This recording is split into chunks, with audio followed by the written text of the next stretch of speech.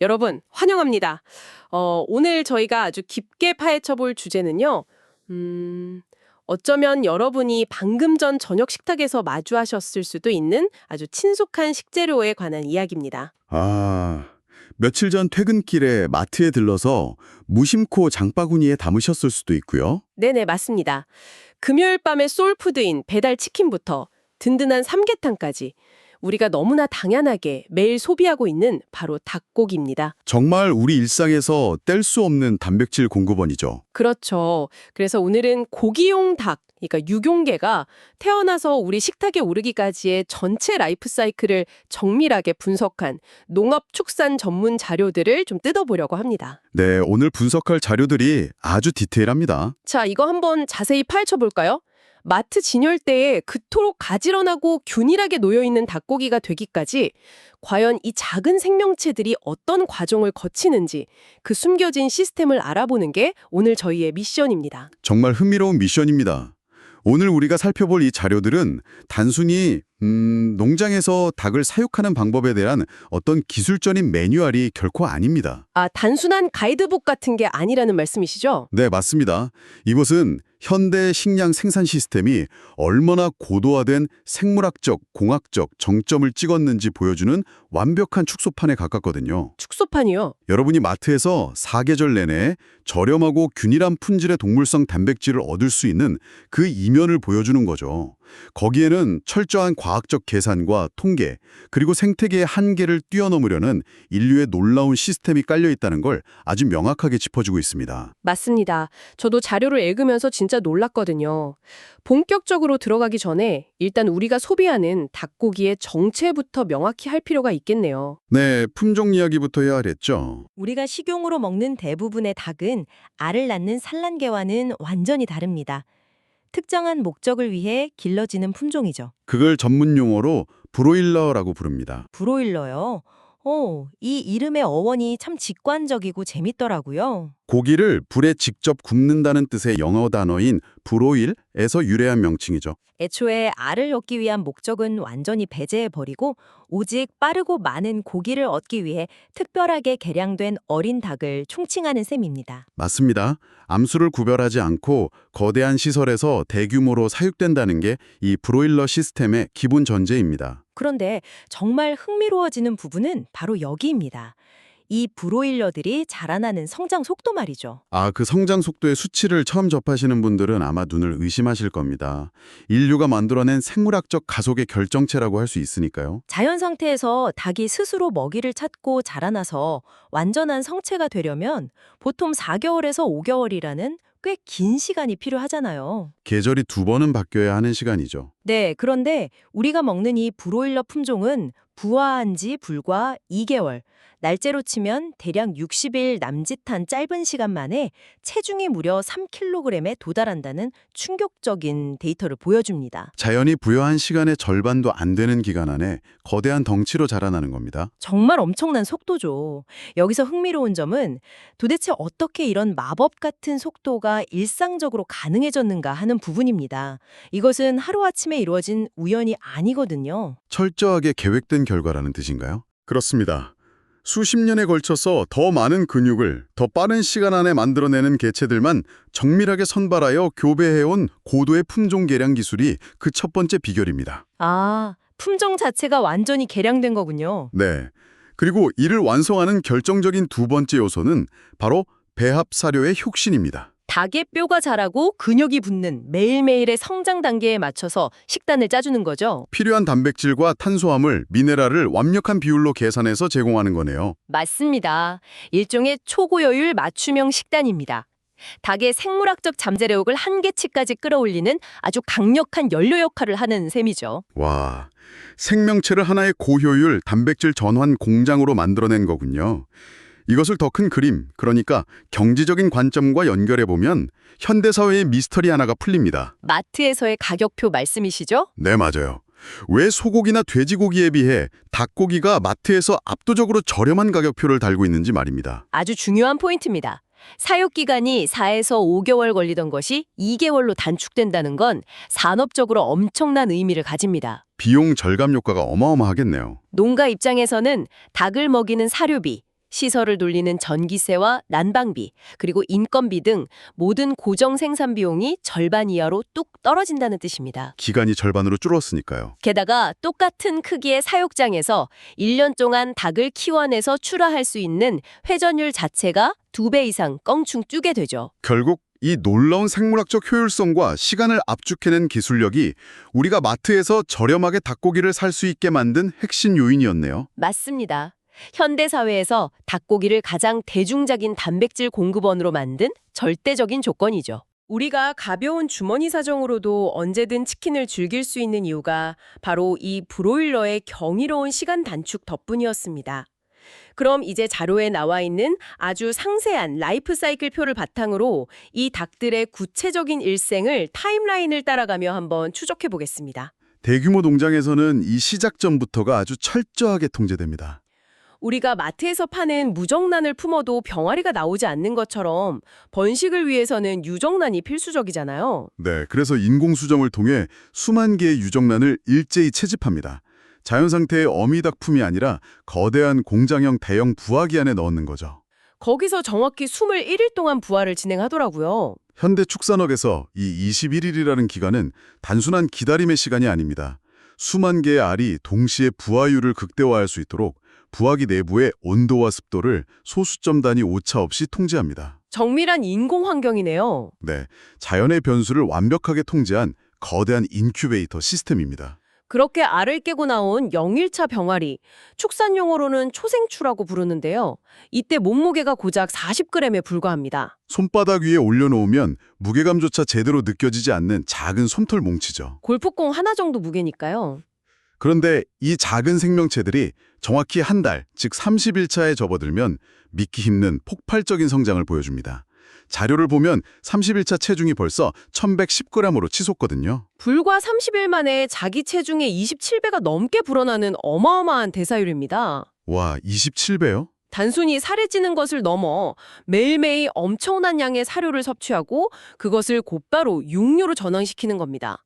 이 30일이라는 시점이 문헌에서 육추 전기와 육추 후기가 넘어가는 전환점으로 묘사되는데요. 그 전환점이 어떤 의미를 갖는 건가요? 생물학적으로 닭이 스스로 체온을 어느 정도 조절할 수 있게 되고 골격이 완성되어서 본격적으로 고기를 불려나가는 아주 중요한 변곡점을 의미합니다. 그리고 시간이 조금 더 흘러서 49일차가 되면 몸무게는 2200g에서 2300g 사이를 기록합니다. 자료에 따르면 보통 이때부터 시장에 소형 닭으로 출하가 시작된다고 하네요. 네, 삼계탕용 닭이나 특정 프랜차이즈 치킨에서 사용하는 약간 작은 사이즈의 닭들이 보통 이 무렵에 농장을 떠납니다. 그리고 거기서 단 며칠, 일주일도 채 지나지 않은 55일에서 59일차가 되면 체중은 무려 2600g에서 2800g에 도달합니다. 대형 닭이 되는 거군요. 네, 우리가 마트 정육 코너에서 볶음탕용으로 사는 큼직한 닭으로 최종 출하를 맞이하게 되는 겁니다. 40g으로 태어나서 2달도 안 되는 60일의 질주 끝에 3kg에 육박하는 단백질 덩어리로 변모하는 거죠. 그야말로 압축된 생애가 끝나는 지점입니다. 이 엄청난 속도의 타임라인을 따라가다 보니까 농가를 운용하는 사람들 입장에서는 환경 관리에 정말 목숨을 걸 수밖에 없겠다는 생각이 듭니다. 정확한 통찰입니다. 단 하루라도 온도가 안 맞거나 닭들이 스트레스를 받으면 큰일 나니까요. 사료를 덜 먹게 되면 60일이라는 그 짧은 시간 안에서는 손실을 만회할 기회가 전혀 없는 거잖아요. 맞습니다. 그래서 사육 환경 관리가 거의 반도체 공장 수준의 정밀함으로 이루어집니다. 여러분 머릿속에 사육장 풍경을 한번 그려보시죠. 흔히 닭하면 비좁은 철창 케이지를 떠올리실 텐데요. 네, 산란계 농장 이미지가 강하죠. 하지만 고기용 닭인 브로일러는 바닥에 무리를 지어 자유롭게 돌아다니는 평사사육, 일명 평치기 방식으로 길러집니다. 바닥에는 닭들의 배순과 수분을 스펀지처럼 흡수할 수 있도록 톱밥 같은 깔집이 푹신하게 깔려 있습니다. 성장 단계에 맞춘 온도 관리가 정말 치밀하더라고요. 갓 태어난 병아리들은 스스로 체온 조절을 못하니까 커다란 우산 모양의 보온기인 육축기를 곳곳에 설치해주고요. 최신식 대형 시설 같은 경우는 아예 콘크리트 바닥 아래에 온수 파이프를 깔기도 합니다. 바닥 전체에서 온기가 올라오게 만드는 거죠. 와, 온돌방 같네요. 네, 그런데 병아리가 성장해서 스스로 엄청난 열을 뿜어내기 시작하면 반대로 열기를 식혀줘야 합니다. 환기를 시켜주며 온도를 서서히 낮춰주어야 하죠. 이 1도 단위의 미세한 관리가 성장을 좌우하는군요. 그리고 또 하나 해결해야 할 엄청난 물리적 과제가 바로 공간 문제잖아요. 사육 면적과 밀도 문제죠. 네, 처음 40g일 때는 수만 마리가 거대한 창고 안에 있어도 텅 빈 것처럼 보이겠지만 한 달 만에 체중이 27배가 되니까요. 2달 만에 2.8kg이 되면 사육장 내부가 닭들로 꽉 들어차게 됩니다. 그래서 닭이 커갈수록 밀도를 서서히 낮춰주는 작업이 필수적이라고 묘사되어 있습니다. 최종 출하 시기의 밀도 기준을 보면 1평, 대략 3.3제곱미터의 공간에 45마리에서 50마리 정도의 브로일러가 배정된다고 합니다. 이 1평당 45에서 50마리라는 수치를 가만히 들여다보면 산업 자본주의가 찾아낸 최적의 타협점이 보입니다. 타협점이요? 닭들을 훨씬 넓은 공간에서 쾌적하게 키우면 당연히 좋겠죠. 하지만 그러면 단위 면적당 생산량이 급감해서 고기 가격이 폭등할 겁니다. 반대로 수익을 극대화하려고 1평에 60마리, 70마리를 우겨 넣으면 어떻게 되나요? 닭들이 엄청난 스트레스를 받고 서로 부딪혀 상처를 입게 됩니다. 질병이 돌거나 더위로 인해 폐사율이 급증하게 되죠. 결국 45에서 50마리라는 숫자는 리스크를 최소화하면서 생산성을 한계까지 뽑아낼 수 있는 치밀한 수학적 경계선입니다. 진짜 극한의 효율성이네요. 자, 이렇게 완벽하게 계산된 세계를 보고 나면 당연히 드는 의문이 하나 있습니다. 그래서 이게 도대체 무슨 의미일까요? 화제를 좀 전환해보죠. 네, 마트 정육 코너를 유심히 살펴보면 브로일러들과 나란히 진열되어 있지만 가격표에는 몇 배나 더 비싼 숫자가 적힌 닭들이 당당히 자리 잡고 있습니다. 바로 프리미엄 닭고기, 일본의 축산문헌을 기준으로 지돌이라고 불리는 지역 토종닭들의 세계입니다. 아주 흥미로운 대조군입니다. 극단적인 가성비와 효율성에 맞서서 느림과 전통, 철저한 품질이라는 완전히 다른 철학을 추구하는 시장이죠. 이 프리미엄 토종닭들은 고기가 자라는 속도도 브로일러에 비해 답답할 정도로 느리고 최종적인 고기 양도 적잖아요. 하지만 무기는 명확합니다.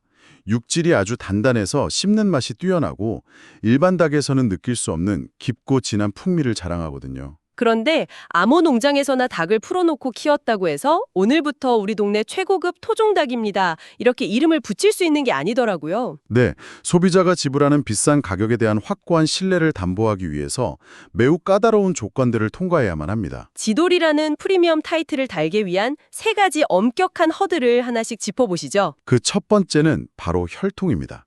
19세기 말 메이지 시대 이전부터 일본 땅에 정착해 살아온 재래종의 피가 절반 이상, 즉 최소 50% 이상 섞여 있어야 한다는 명확한 기준이 있습니다. 그러니까 뼈대에 있는 가문의 족보를 정확히 50% 이상 물려받아야 한다는 뜻이군요. 네, 문헌에 따르면 유령 역사적인 재래종이 히나이도리, 아이즈지도리 등 약 38종 존재한다고 명시되어 있습니다.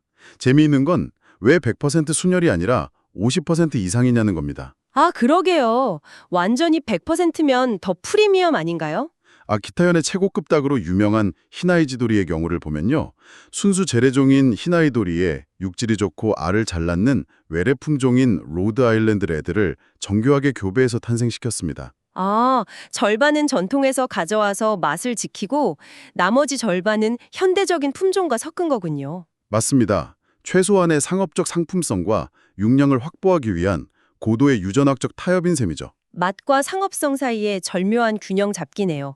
그럼 두 번째 조건은 아까 말씀하신 시간과 관련이 있겠네요. 브로일러는 2달이면 되는데 이 친구들은 얼마나 더 필요한가요? 두 번째 조건은 사육기간의 하한선을 강제하는 겁니다. 지돌이라는 이름을 달기 위해서는 무조건 75일 이상 사육해야 한다는 의무 규정이 있습니다. 시간이 곧 돈인 축산업에서 일부러 기간을 길게 늘린다는 게 쉬운 일이 아니잖아요. 닭이 자연스러운 속도로 뼈를 여물게 하고 천천히 근육을 발달시키며 풍미를 축적할 수 있는 절대적인 시간을 보장하겠다는 선언과도 같습니다. 속도를 포기한 만큼 고기 조직의 밀도와 육즙의 깊이가 달라지는 것을 목표로 하는 것이죠. 75일 이상이라니 가장 빠르게 출하되는 브로일러와 비교하면 무려 한 달 가까이 농장에서 더 먹이고 보살펴야 하는 셈이네요. 네, 비용이 그만큼 더 들어가는 거죠. 마지막 3번째 조건은 사육 환경에 대한 이야기인데요. 이 부분도 아주 흥미롭더라고요. 세 번째 조건은 사육 방식과 밀도에 대한 아주 물리적인 제한입니다. 부화한 지 28일 이후, 즉 육축기가 끝나고 스스로 체온을 조절할 수 있게 되면 반드시 땅바닥을 자유롭게 걸어 다닐 수 있는 평사 사육을 해야 합니다. 핵심은 공간의 넓이잖아요. 네. 1제곱미터당 10마리 이하의 쾌적한 공간을 유지해야 한다고 수치로 쐐기를 박아 놓았습니다. 잠깐만요. 1제곱미터당 10마리 이하면 아까 브로일러 기준으로 체감하기 쉽게 1평으로 계산해보죠. 대략 1평당 최대 30마리를 넘으면 안 된다는 계산이 나옵니다. 브로일러가 아슬아슬한 한계치인 1평당 45에서 50마리였으니까 밀도가 거의 절반 수준으로 확 줄어드는 거군요. 이 정도면 닭들이 서로 부딪히지 않고 뛰어다닐 수 있는 엄청난 여유 공간이 생기는 거네요. 숫자로 개교하니까 프리미엄 환경이라는 게 확 와닿습니다. 바로 그 공간의 여유가 맛의 차이를 만드는 과학적 비밀입니다. 문헌의 용어집을 보면 아주 중요한 인사이트가 등장하는데요.